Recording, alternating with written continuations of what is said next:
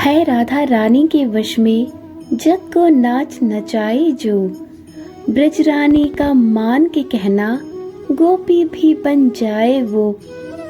नाम जहाँ सुन ले राधे का सबको वहीं बुलाए वो। जहाँ बात हो, जी हाँ, जहाँ बात हो राधा रानी की, ब्रज रानी की, महारानी की, वहीं श्याम मिले सब कहते हैं। जहाँ राधा नाम रसधार बहे वहीं रास बिहारी रहते हैं। जय श्री कृष्णा। राधा रानी की जय हो। आप सभी को राधा अष्टमी पावन पर्व की हार्दिक शुभकामनाएं। सनातन धर्मसार चैनल में आप सभी का स्वागत है।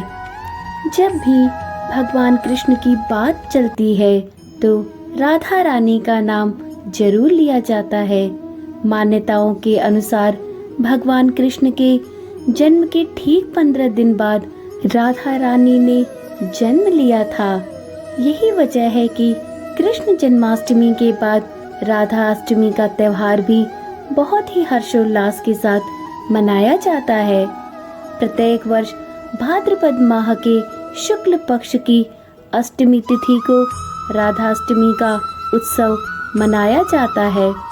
वैसे तो देश भर में इस त्योहार को बहुत ही हर्षोल्लास के साथ मनाते हैं, लेकिन वृंदावन, मथुरा और बरसाना में इसका बहुत ही महत्व है।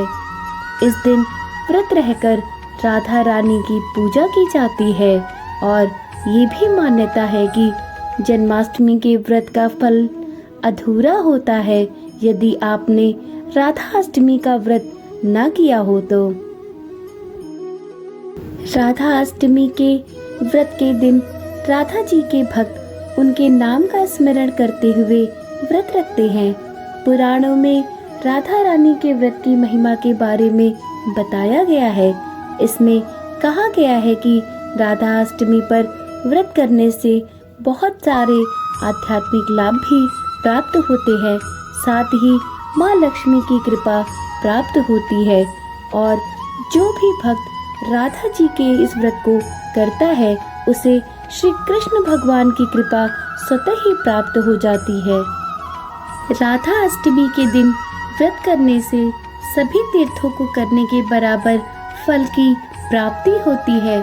जो व्यक्ति राधा राधा कहता है, राधा के नाम में जिसकी निष्ठा है, जो राधा राधा का उच्चारण करता रहता है, उसे वृंदावन में मोक्ष की प्राप्ति होती है। जिस प्रकार गंगा में स्नान करने से सभी तीर्थों का फल प्राप्त होता है, उसी प्रकार से राधा जी से सर्व तीर्थमयी और सर्वत्र व्याप्त है। तो चलिए आज की वीडियो में हम राधा अष्टमी व्रत की एक पौराणिक कथा का रसपान करेंगे। कहते हैं यह पौराणिक कथा राधा अष्टमी के दिन जो भी कोई व्यक्ति सच्चे मन से व्रत रखता है उसे यह कथा अवश्य ही सुननी चाहिए। पौराणिक कथाओं के अनुसार एक बार जब माता राधा स्वर्गलोक से कहीं बाहर गई थी, तभी भगवान श्री कृष्ण विरजा नाम की सखी के साथ विहार कर रहे थे। जब राधा ने यह सब देखा तो वह क्रोधित हो गई और उन्होंने विरजा का अपमान कर दिया। आहत विरजा नदी रूप बनकर बहने लगी। राधा के व्यवहार पर श्री कृष्ण के मित्र सुदामा को क्रोध आ गया और वह राधा से क्रोधित हो गए। सुदामा के इस तरह के व्यवहार को देखकर राधा भी क्रोधित हो गई और उन्होंने सुदामा को दानव रूप में जन्म लेने का श्राप दे दिया। इसके बाद सुदामा ने भी राधा को मनुष्य योनि में जन्म लेने और 100 वर्षों तक कृष्ण के वियोग में रहने का श्राप दे दिया। देवी राधा के श्राप के कारण ही सुदामा ने शंखचूड़ राक्षस के रूप में जन्म लिया।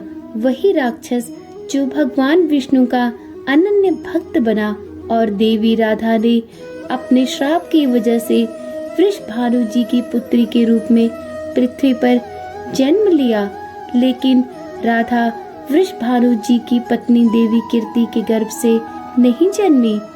जब सुदामा और राधा ने एक दूसरे को श्राप दिया, तब श्री कृष्ण ने राधा से कहा कि हे राधे, आपको पृथ्वी पर देवी कीर्ति और वृषभानु जी की पुत्री के रूप में रहना है। वहाँ आपका विवाह रायाड़ नाम के एक वैश्य से होगा। रायाड़ मेरा ही अंशावतार होगा और पृथ्वी पर भी आप मेरी ही प्रिया बनकर रहेंगी। उस रूप में हमें विछोह का दर्द सहना होगा। अब आप पृथ्वी पर जन्म लेने की तैयारी करें। सांसारिक दृष्टि से देवी कीर्ति गर्भवती हुई और उन्हें प्रसव भी हुआ, लेकिन देवी कीर्ति के गर्भ में योग माया की प्रेरणा से वायु का प्रवेश हुआ और उन्होंने वायु को ही जन्म दिया। जब वह प्रसव पीड़ा से गुजर रही थी, उसी समय वहां देवी राधा कन्या के रूप में प्रकट हो गई। श्री कृष्ण के परम मित्र सुदामा के श्राप के कारण राधा ने 100 वर्षों तक श्री कृष्ण के प्रेम वियोग में अपना जीवन व्यतीत किया और अंततः वह श्री कृष्ण की अर्धांगिनी नहीं बन पाई। कहा जाता है कि कृष्ण की होकर भी उनकी न हो पाने का मलाल राधा को सदैव बना रहा। अंतिम समय में जब राधा ने स्वयं को अपनी अर्धांगिनी न बनाने का कारण श्री कृष्ण से पूछा, तो श्री कृष्ण वहां से बिना कुछ कहे चल पड़े। राधा क्रोधित हो गई और उन्होंने उग्र होकर उनसे यह प्रश्न दोबारा किया। राधा के क्रोध को देखकर श्री कृष्ण मुड़े तो राधा भी आश्चर्यचकित रह गई। कृष्ण राधा के रूप में थे। राधा को यह समझने में तनिक भी देर ना लगी कि वो भी कृष्ण ही है और कृष्ण ही राधा है। वास्तव में दोनों में कोई अंतर नहीं है। राधा कृष्ण की न होकर भी आज भी उनके साथ पूजनीय है। राधा कृष्ण के प्रेम की ये कहानी अधूरी होकर भी अमर है। कृष्ण प्रिया राधा रानी के प्राकट्य दिवस पर व्रत रखने से भगवान श्री कृष्ण भी प्रसन्न होते हैं और मनोवांछित फल प्रदान करते हैं। राधा नाम संसार के सभी दुखों को हरने वाला है। मान्यता है कि इस व्रत को करने से धन की कभी कमी नहीं होती और जिस तरह राधा रानी और श्री कृष्ण का प्रेम बहुत ही सरल और सहज था, बिल्कुल उसी तरह से राधा अष्टमी की व्रत पूजा भी बहुत ही सरल है। इसे करने के लिए जातक को सुबह सुबह स्नान आदि से निवृत्त होकर सूर्य देवता को जल अर्पित करना होता है। इसके बाद मंडप के नीचे मंडल बनाकर उसके मध्य भाग में मिट्टी या तांबे का कलश स्थापित करें। अब इस पात्र पर वस्त्रों से सुसज्जित राधा जी की मूर्ति स्थापित करें। इसके बाद राधा जी की 16 उपचार से पूजा अर्चना करें।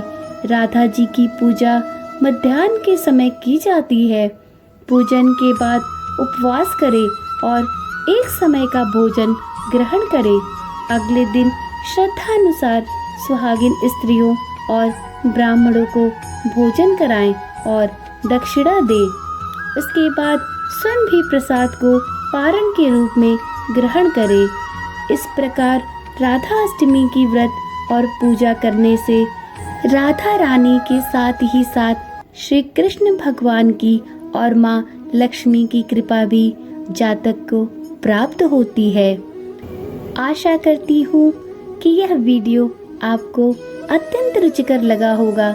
इस वीडियो के माध्यम से श्री कृष्ण और राधा रानी के निस्वार्थ प्रेम को दर्शाने का भरसक प्रयास किया गया है।